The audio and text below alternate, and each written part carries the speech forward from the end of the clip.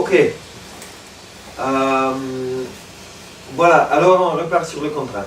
D'accord.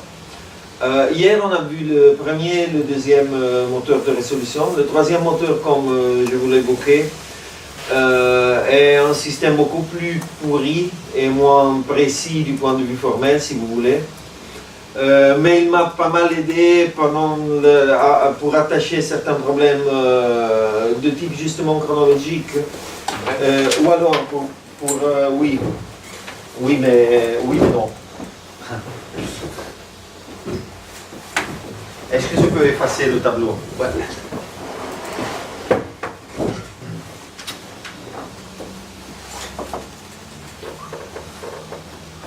Le quatrième moteur, c'est le Greedy, C'est Hungry. Ah, Hungry. Oui. Scrooge. Oui. Car l'idée est que greedy en informatique veut dire quelque chose d'assez précis. Ouais. Ça c'est encore pire que greedy. Mais tu sais que tout le monde va l'appeler Scrooge. Bon, allez-y. Moi non. Je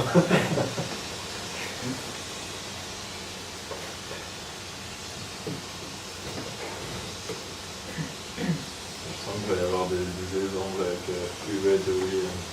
C'est quoi les petits, les trois petits Ah, les quoi en italien, ouais, je vois. En italien, c'est quoi. En français, c'est Uwe, c'est quoi? Rue, Fifi, Loulou. Ah ouais. Ah d'accord. Et en anglais, c'est Oui,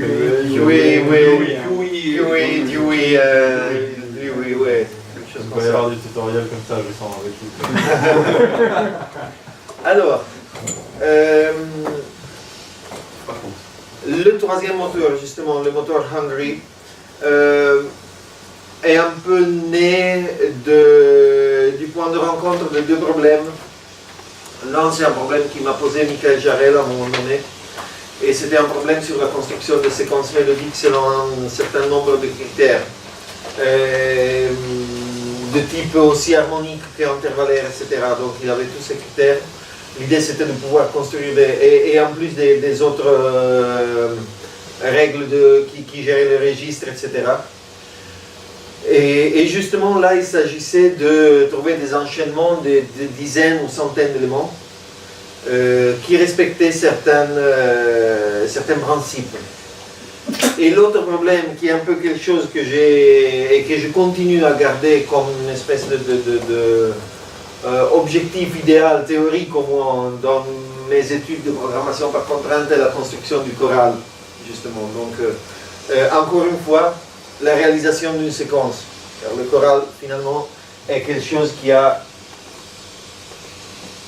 non ça c'est pas le bon, c'est où le c'est là le tout nouveau.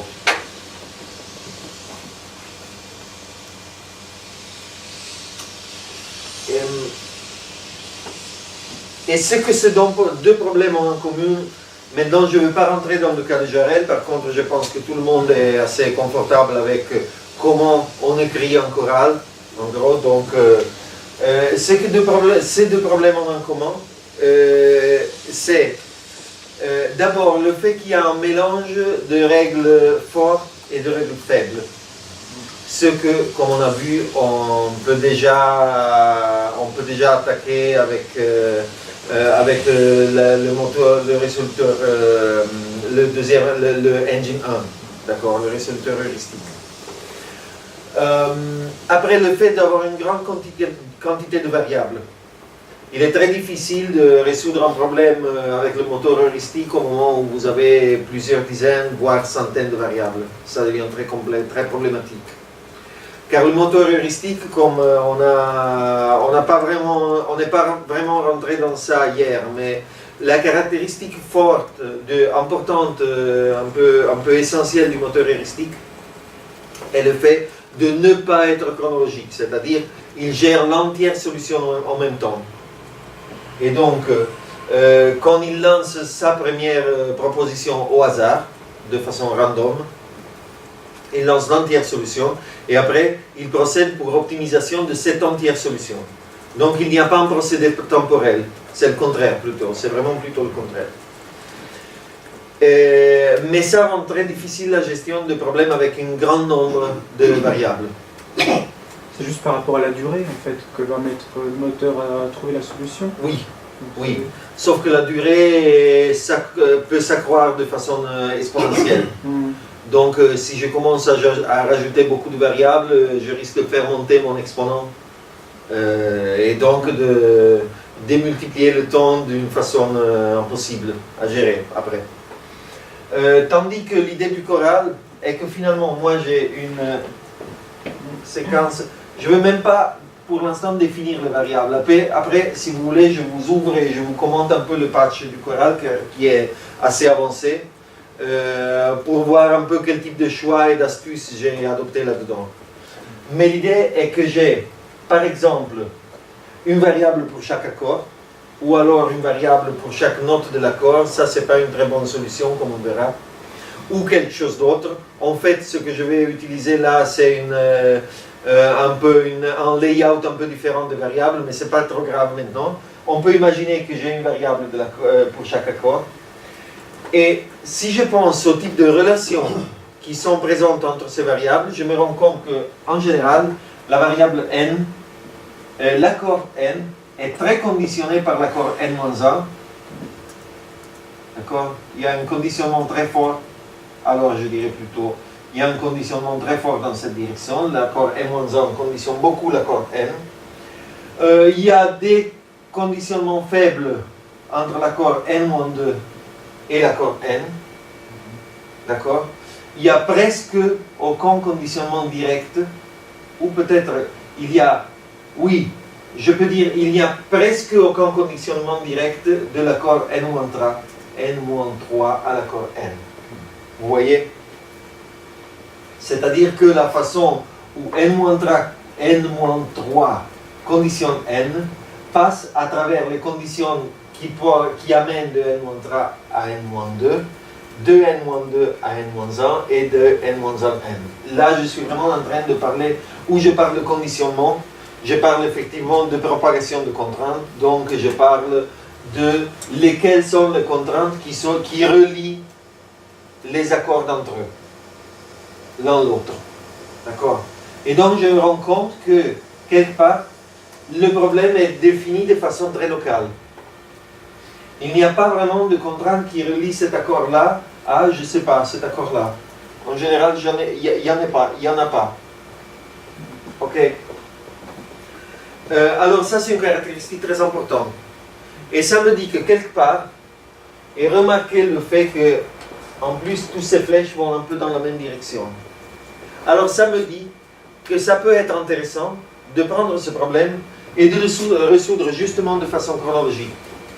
Alors, je cale mon premier accord, je cale mon deuxième accord, je me préoccupe de ce qui relie le premier au deuxième, je cale le troisième, je me préoccupe de ce qui lie le deuxième au troisième et le premier au troisième, je cale le quatrième, etc.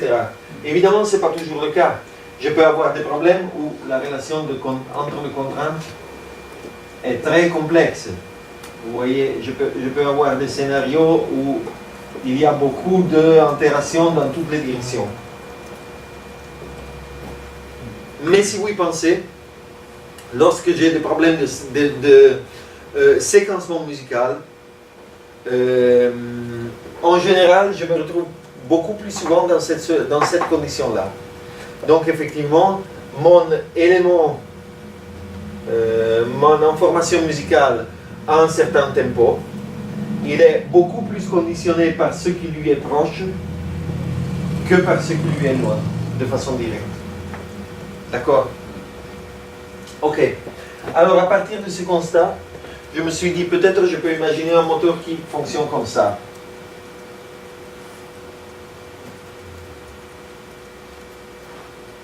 Et là j'insiste sur le fait que ce n'est pas propre du point de vue formel.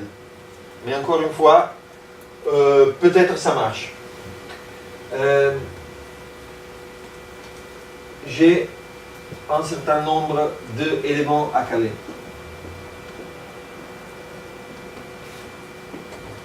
Je vais à la recherche d'un premier accord. Le premier accord en soi, il a des règles internes à soi.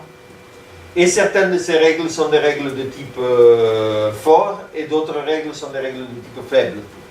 Donc là, je vais d'abord évaluer toutes les règles fortes pour faire en sorte que la solution soit correcte. Et après, je vais évaluer toutes les règles de type faible pour faire en sorte que la solution soit localement la meilleure possible. Donc, je trouve une certaine solution, celle-là. Après, je vais évaluer ça. Pour évaluer ça, je dois évaluer toutes les règles fortes qui sont pertinentes à cet accord-là seulement et à la relation entre cet accord et le précédent. Comme ça, je commence à savoir quels sont les possibles candidats corrects. Après, j'évalue les règles faibles et je trouve un score. Un score pour chaque possible candidat. D'accord? Je le mets, ce que je n'ai pas fait là, et que j'ai tous mes candidats, et je le mets en ordre de score, et je pique le plus haut. Et là, je pique le plus haut aussi. Évidemment, est-ce que ça, c'est, entre guillemets, globalement, c'est-à-dire globalement par rapport à ces deux premiers accords, la meilleure solution possible? Non, ce n'est pas forcément dit. D'accord? Ce n'est pas forcément dit, car déjà le choix fixé de ce premier accord pour conditionner le deuxième accord de manière que le maximum score que je peux obtenir soit un score pas tellement bon. Mais il est acceptable quand même car c'est une solution correcte. Etc., etc., etc. D'accord? Donc l'idée là est qu'effectivement, j'essaye toujours de trouver la meilleure solution par rapport au contexte local que je suis en train d'évaluer et sans me préoccuper du contexte global. D'accord? J'ai aucune possibilité de me préoccuper du contexte global.